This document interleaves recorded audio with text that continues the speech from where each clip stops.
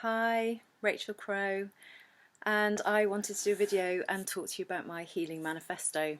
Some of you may have seen me sharing it on my social media, and there's a downloadable version of it on my hellocervix.me.uk blog. And I took it to a couple of festivals where I did some talks about my healing cancer journey. And I just thought I'd do some videos and kind of break it down a bit. And I was working with someone recently, and they asked me what they didn't really understand the first one, which says "live in love." They were like, "How do you live in love?" We all, I guess, everyone wants to live in love. We all want to be happy all the time and open-hearted and loving, and life's too difficult to live like that all the time, I think, unless you're on an island and a millionaire or something, I don't know. But there's always challenges that come. And so I said, I think the first step is self-love. And then they asked me what did I mean by self-love. So I'm going to put that question to you. What is self-love to you? Because I know what self-love is to me. What is self-love to you? And for me, it's about putting yourself first, saying yes to yourself, which often means having to say no to others. And especially if you're watching this because you're on a healing journey yourself, if you're dealing with something big in your life, whether it's healing, whether it's grief, whether it's moving house, all the big things that happen in our lives which are stressful, there are times when we have to put ourselves first and we have to ask for help. And it's not a time to be giving to other people. It really isn't. So self-love is also about having boundaries. And I think you can have, when you hold yourself in loving grace, you can have really strong boundaries. And, it might be just about really assessing your life and seeing where your energy's going that is draining you. I mean, it's one of the things that I really took to heart. I did some healing work with Joe Dispenza, and he said, where are you putting your energy that you could be using to heal yourself? That's a big one, isn't it? I think often many of us kind of, we all want to help other people and do things for other people, but actually, if you're depleted, you really need to be doing the self-care and looking after yourself. So it's time to say no to those people who are draining, who are negative, or, no to watching the news, no to anything that doesn't bring joy into your life. I mean, that's one of the other things, is to, create joy every day. We have to create our own joy. But there are things we can do to kind of, support the self-love and support the joy. And no matter how difficult things are, I was facing a stage 4 diagnosis, which, could have gone one way or the other, really. But I chose to focus on bringing joy into my life. I spent a long time focusing on healing, and I realised that wasn't the way to do it. What I needed to do was really focus on joy and focus on love. So for me, that was jumping on my trampoline to get my lymph growing, and listening to really amazing music that I love, that really lifted my spirits. More recently I've started running. It's, being out in nature and just feeling that connection with the earth and the sky and the air and all the elements brings me joy. So, you have to find what brings you joy. So I'm going to suggest that you make a list. Sit down right now, get a piece of paper and make a list of all the things that you love to do. And some of them could be more expensive things, like having a massage or going for a meal, but some of them could be really cheap. It could be, dancing around the kitchen. It could be playing with your kids. It could be going for a walk in nature. Having a bath, having a long soak in the bath, or a foot bath with essential oils, Epsom salts, whatever. Things that are going to support you and bring that happiness and joy and self-love in. So that's one little task that you could do. I've also got, so I'm just grabbing my notebook, I've also got some other questions that you could sit with. So these are questions that I often sat with each day. What do you need today? First question for self-love. What do you need today? What do you need?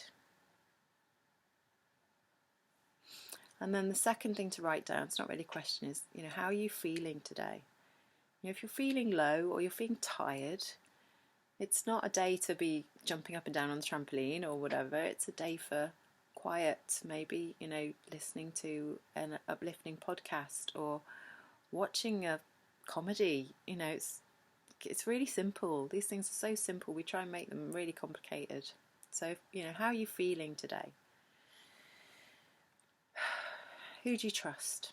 What do you trust? Do you trust in yourself? Do you trust your own intuition? I know for me, I've always gone with my gut. I've always gone with my intuition. But what came in big time was also working with my spirit guides, my ancestors, my dad who passed away. It's like I would spend time just kind of automatic writing and getting messages, which were always loving and supportive. And I really trusted those messages. Trusted the earth under my feet, trusted Mother Earth to guide me. So, it's like, who do you trust, and will you follow that guidance? What do you need to let go of? What do you need to release?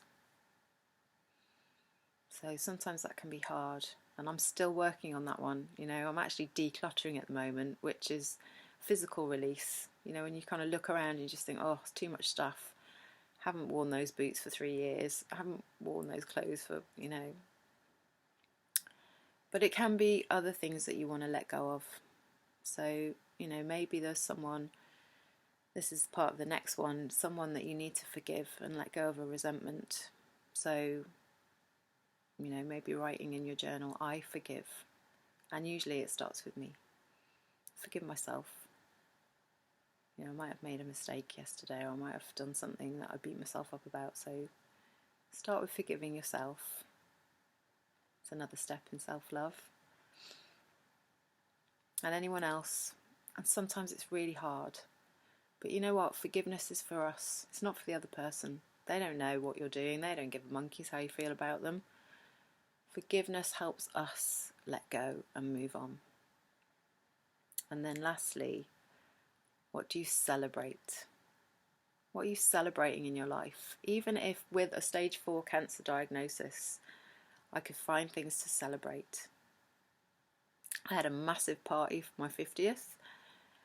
I went to a massive party for solstice when I was in the middle of my chemo, because I still wanted to dance and I still wanted to be with my friends and I still wanted to celebrate those important things that were important to me, which are things like the equinoxes, pardon me, solstices, full moons, dark moons, any opportunity for a celebration. So, you could celebrate what you've done so far in your life. You could celebrate the beautiful children that you've produced. You could celebrate the amazing business that you've run. There's always something to celebrate. The fact that you can cook a really mean lasagna, celebrate that. Whatever it is, there's always something to celebrate. So I hope you found this useful. I'm just thinking if there's... Oh yeah, so back to self-love. So we were talking about boundaries, and we were talking about how you can hold yourself and kind of, not allowing in those people that may be draining or negative. There's people that talk about themselves all the time. Those ones. They can sling the hooks. Right now, this is about you healing. And you're not going to turn into one of those people that talk about yourself all the time, because that's not who you are. But those people, you really notice it when you're poorly. You notice when someone doesn't ask how you are and launches into all their stuff. So, be really aware of those kind of people that are in your life. And I'm not saying never see them again, but minimal doses of them. Just small doses.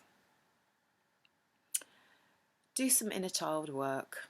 That could be as simple as imagining yourself as a baby and just holding yourself, or imagining yourself as a child. If there's anything in your childhood that was maybe traumatic or scary, just imagine sitting with that child, holding their hand. I used to imagine myself, I used to get scared at night when I was little, and I would imagine myself sitting on the end of the bed with my little child and just telling her everything's going to be okay. And was quite weird because I was doing some kind of deep inner child work, and I had a memory of being a child and thinking there was an angel on the end of my bed. Maybe there was, or maybe it was me. Who knows? So, you know, this work is so important. So maybe it's your teen self, maybe it's your young adult self. Just, you know, maybe doing some journaling around what they were going through, what they needed, and then what they didn't get, and how can you fulfill those needs now. These are all little steps that you can do for self-love, and you don't have to do them all at once. You know, we can get overwhelmed with healing, and we can get overwhelmed with all the stuff to do. You know, it's like, it's not loving to get overwhelmed and to take on too much, even when it's for yourself. You know, it's kind of like, even if you just do one thing, a foot bath, that's enough. You know, even if you do one visualization of holding yourself as a baby, or sitting with your teenager and having a conversation in the week, even if you just do that in the week, you know, that's enough.